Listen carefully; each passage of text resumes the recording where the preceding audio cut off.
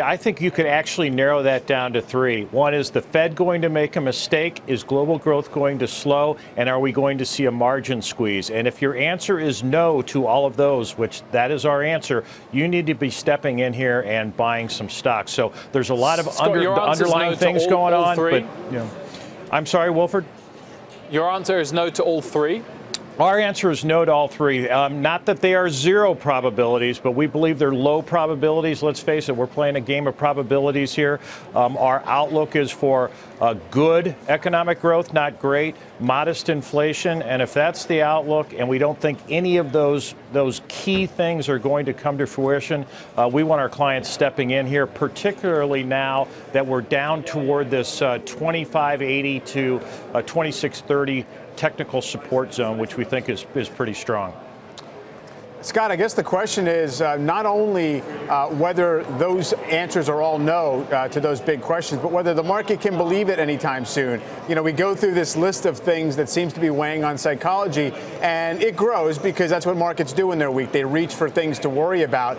So I just wonder what your read is in terms of the market field position here, and whether, in fact, we've fully had people get to that point of thinking things are so bad that that relief is on the way. Well, Mike, I definitely think that's what's really driving this sell-off, are those three main issues that I talked about. I mean, on let's say, for instance, technology. I don't think there's any big news or surprise that when you have $1,000 plus smartphones, the demand goes down. There's a price point for everything. But I still think late in the cycle here, the Fed, margins, what's going to happen with global growth, trade plays into that, Brexit plays into that. So that's part of the underlying situation there. And you could argue, certainly, that there are just a lot of risks out there. Any one of those could push the market a little bit lower. But I think the fundamentals, when we look ahead, are positive. And we still want to lean towards a continuation of this expansion. Still like industrials, consumer discretionary, financials, healthcare. We do not want our clients hiding right now. So, Scott, you became even more famous than you already are when the president tweeted a comment that you said.